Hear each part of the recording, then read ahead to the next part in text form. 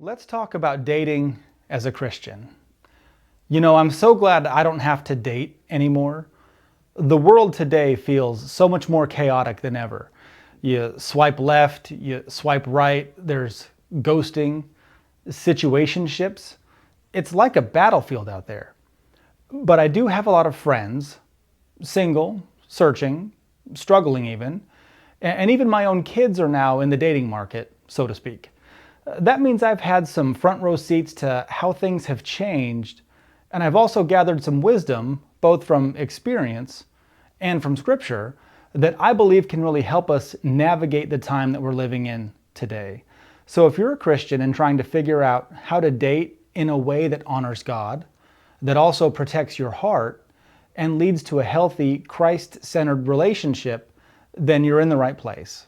So before we dive in, do me a quick favor, like this video, subscribe to the channel if you haven't yet, and share it with somebody who's navigating the dating world, and you never know how it might bless them. So let's talk about this topic, dating as a Christian, and how to do it with wisdom, intention, and faith. And I think that middle point there is something that we've kind of lost. A lot of people try and date with wisdom anyway, right? You want to make sure that your partner in this world is a good one, so to speak. But not a lot of people date with intention. Like, what are your purposes? We used to say this, what are your intentions with my child? But lately, people have lost that element of why they're dating somebody. They just do it to do it. And so the first point I want to make is this, and that's to start with your purpose. Dating should not be aimless. As Christians, we date with the intention of discovering whether someone could be a godly spouse, not just for fun or for temporary comfort, or really because it's cool, right? We don't want to be conformed to this world. We want to still remain in the center of God's will for our lives. 1 Corinthians 10:31 says, "So whether you eat or drink or whatever you do, do all to the glory of God." And so to me, this scripture means that even in our dating, even in our relationships, everything that we do, we aim that thing at the glory of God. And ask yourself this, is the relationship glorifying God? Is it helping me grow spiritually or pulling me away? And we have to be honest about this one. More times than not, it's a person that pulls us away from our church family or from serving or worshiping rather than a situation that pulls us away. 99 times out of 100, it's going to be a person that does it or a person's opinion of those things. In fact, Proverbs 19:21 says, "Many are the plans in a person's heart, but it is the Lord's purpose that prevails." So that many piece in there are the plans in a person's heart. That's where we lose focus. This person said this person does this, maybe I don't have to, maybe I should. And we second guess ourselves and we have all these plans. There's an old Japanese proverb called "too many minds," right? Your mind is focused on too many things. And that's also what this scripture is saying here in our book of Proverbs, where we go through the different plans that we have for ourselves, but we all know the Lord's plan is better than my own.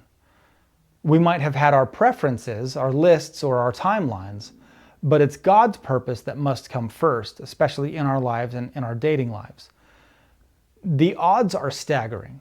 I did this couples Bible study with my wife, and the odds of a couple staying together that prays over one another out loud so the other one can hear on purpose, it's like 99% more likely to stay together if you pray over one another out loud. That's it. That's that single act, praying over your spouse. The second part of this is going to be guarding your heart.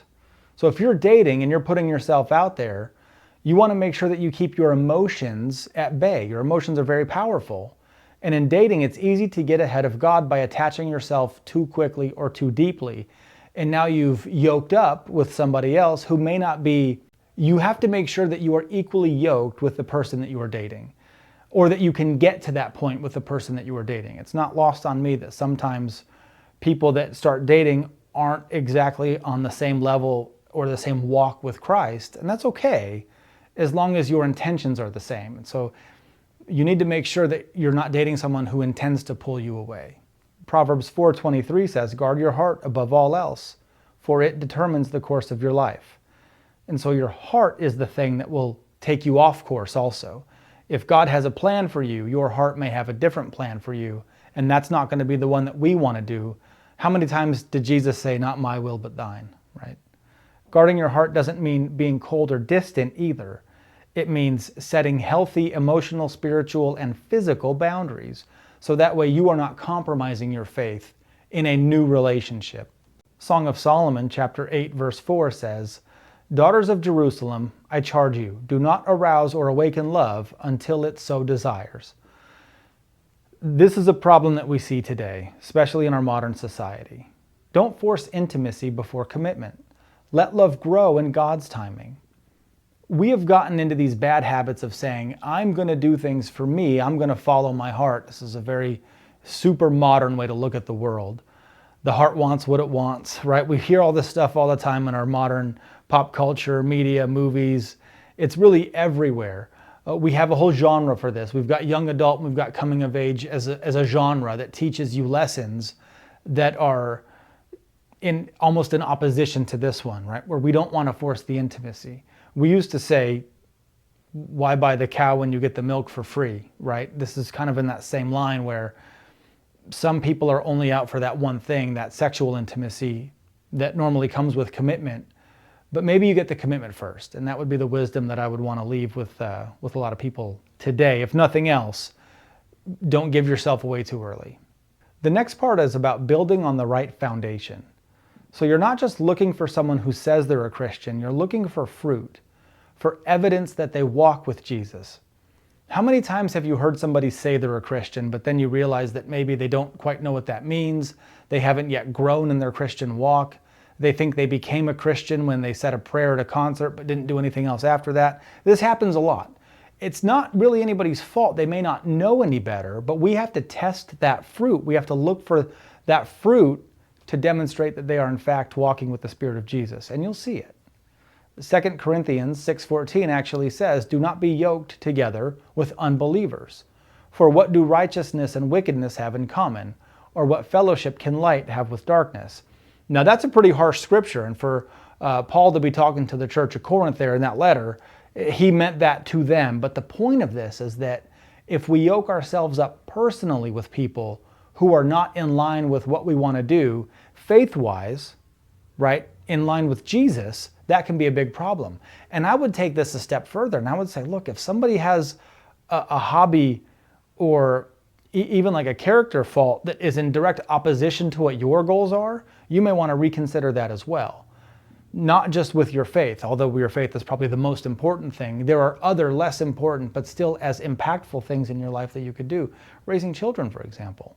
You don't have to look at raising your children in the same exact way for that to all of a sudden become a very big problem.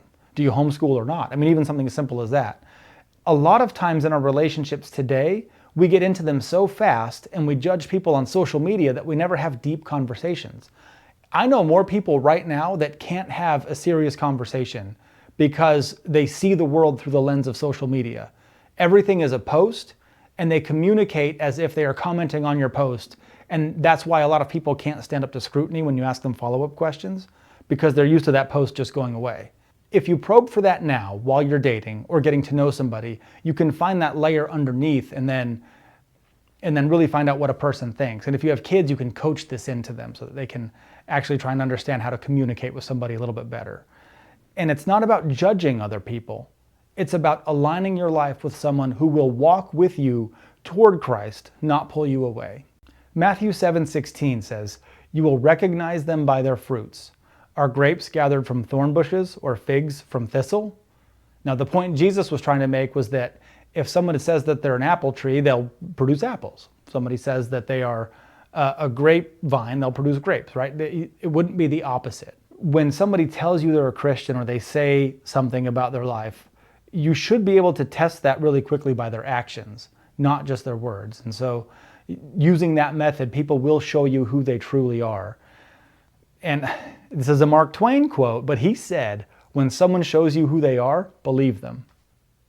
Simple as that, right? Part 4 is pursue purity and accountability. And this is going to be the hardest thing in today's world. Dating without purity leads to compromise. Dating with purity and accountability invites God into your relationship. Now, this is, again, you're being attacked on every side. in the modern era right now. It's true. There are fewer and fewer people that are waiting for marriage than ever before. And those that do, the numbers are staggering. They find themselves to be in the most successful marriages we have today. The choice is yours.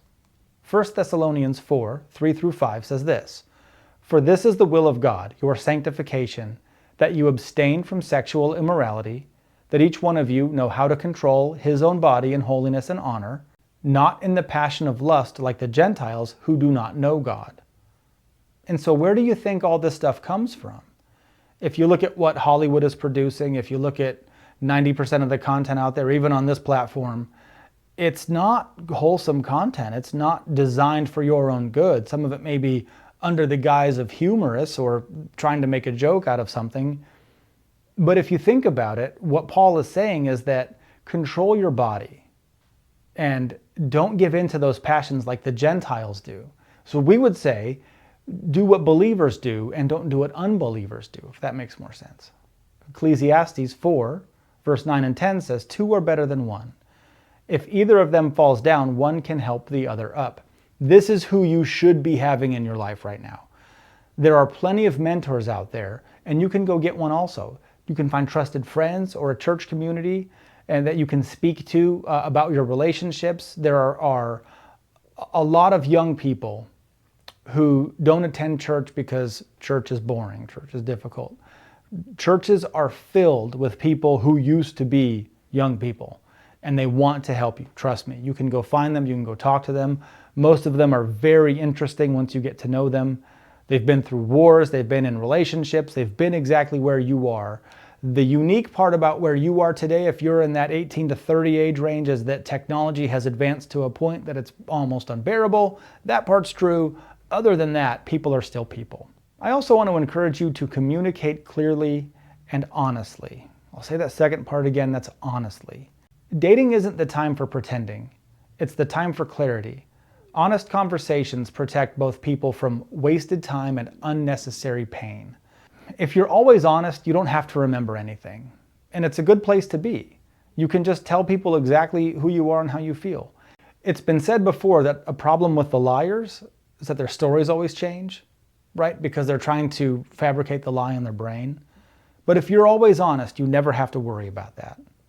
In fact, the book of Ephesians tells us in chapter 4, verse 25, "Therefore each of you must put off falsehoods and speak truthfully to your neighbor, for we are all members of one body."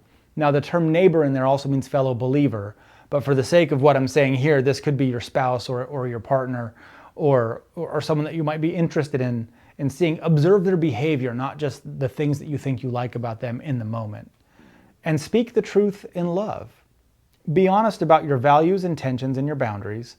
If you let your potential partner know that you have boundaries, that you have values, and that you have intentions sincerely now, without getting angry or upset, just let them know where you stand, and they respect your boundaries and they respect your intentions and your values and get on the same page with you, that is an example of yoking up with you. So keep that in mind as well. And so as we close this thing out here, remember this, that dating as a Christian doesn't mean you'll have a perfect journey, but it does mean that you can have a purposeful, peaceful, and God-honoring one. When you trust God with your relationships, you can rest knowing that the right person won't just be a good fit, they'll be a godly match. And that's so important that when there's two people aligned with the same goal, the result is more than twice, okay?